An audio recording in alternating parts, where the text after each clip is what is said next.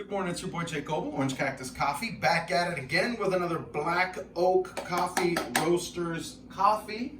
Black Oak Coffee Roasters, Black Oak Coffee Roasters, using the same Gym 7 kind of Angel's Cup tasting flight ratio 33 to 5 undi, and doing a 100-gram bloom, and wanted to talk about pre-wetting filters real quick.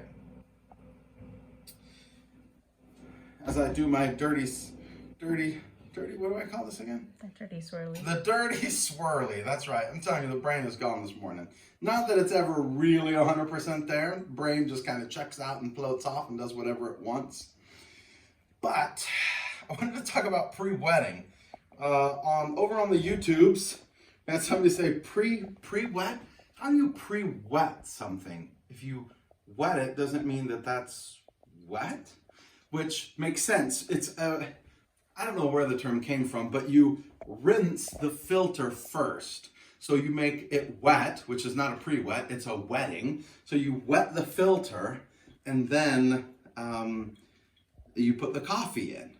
And I guess there's a couple reasons why you do that. One is to rinse it of any, I don't know, unwanted flavors or unwanted something that might be on it, chemical flavors. Some filters taste a little different than others. The other reason is to not mess with your super precise recipe, right? If I'm going 500 and the filter soaks up 4 grams, then I would be sitting at 496. And who could possibly tolerate 496 when you're trying to get to 500? So I think those are, and it probably has something to do with more of the flavor and how it brews, how the coffee sits in there. So anyhow, that's the deal with pre-wetting. That's the reason why you do it. It also has if you use hot water, it brings it up to a higher temperature, which is kind of what you want for the slurry. You want the slurry to be, that's the coffee and water mix. That get to talking, and move, boom, there we go, look at that. Oh, looks so nice from here without me in the picture there. Got a spoon through the magic of video editing. See, I'm not going to say you're fired because you're doing a great job, but your bonus is in jeopardy right now. I'm running low on brownie points. Your bonus, that's right, you are running low because you are letting me forget the spoon every day. It's only Tuesday. 2 days in a row so far. So you're just sticking out on your forehead. There we go. Or on the cheek. Thanks, buddy. So anyhow, pre-wetting is not really pre-wetting, it's wetting. It's probably pre-rinsing, or it's not even pre-rinsing because it's rinsing. So it's pre-wet before you wet the coffee. That's, I guess, probably where the term came from. What was you saying? I was like, can we call it a pre-rinse? Yeah, you like call it a laundry? pre-rinse, but it's a rinse. You know what I mean? It's a rinse of the filter. Because you're not rinsing it again. Because you're not rinsing it again. That's right. You're rinsing it before you put more water in. So, you're right. Maybe we should call it something different. Maybe we should just call it the filter rinse or whatnot. But anyhow, back to the coffee. That's good. We're at 3:30, maybe a little faster. I think I was just a little tired, a little tired. Need one of the little tiny kettles. I should start using the little baby kettle, the little mini kettles. You'd have to keep refilling it. Yeah, that's true. That is true. So here we go. We've got the open, the split, and the tulip. These, of course, are the Tim Wendelboe mugs. Like I said, but it bears repeating, you got to go to Tim Wendelboe's site to order them. I haven't found them anywhere else. They are his. They are custom. They are made by Figio.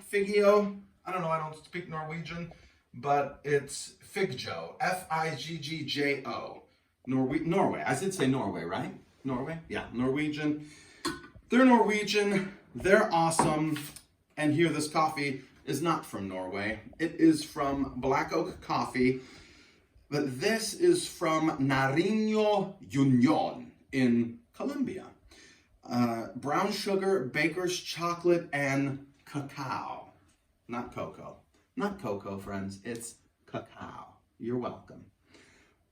Because that's what the C-A-C-A-O is. Cacao.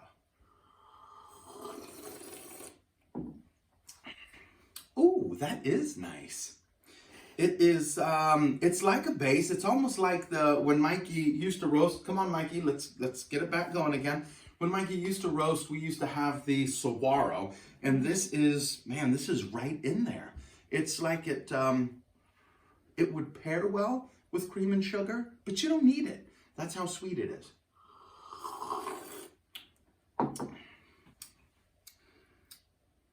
Brown sugar and baker's chocolate. I'm definitely getting, it's hard to get past the brown sugar. It's so sweet. Or that could be just me as I'm drinking. There could be a lot of sweetness there. So, they say recommend starting between 112 and 115, steeping water, no more than 3.5. Bam! You know what? I was right at 3.5 minutes. So let's do the tasting notes real quick. Opens with a balanced flavor of cacao nibs. As the flavor continues, this is transformed into a semi-sweet baker's chocolate by the remarkable amount of sweetness this coffee brings to the table. Agreed. The abundant sweetness is well balanced by a mild acidity. Also agreed. Reminiscent of white grapes, as well as just a hint of the traditional bitterness of good Colombian coffee. I gotta tell you, I agree on all points. And I think there is something right at the sides there, right? A little, right there. That must be the white grapes. Anyhow, I've got my to-go mug. I'm heading to work. I've got my flavors. It's better out of the open. It's crazy, but it's best out of the open. And I hope you have a wonderful day. Thank you, Black Oak Coffee.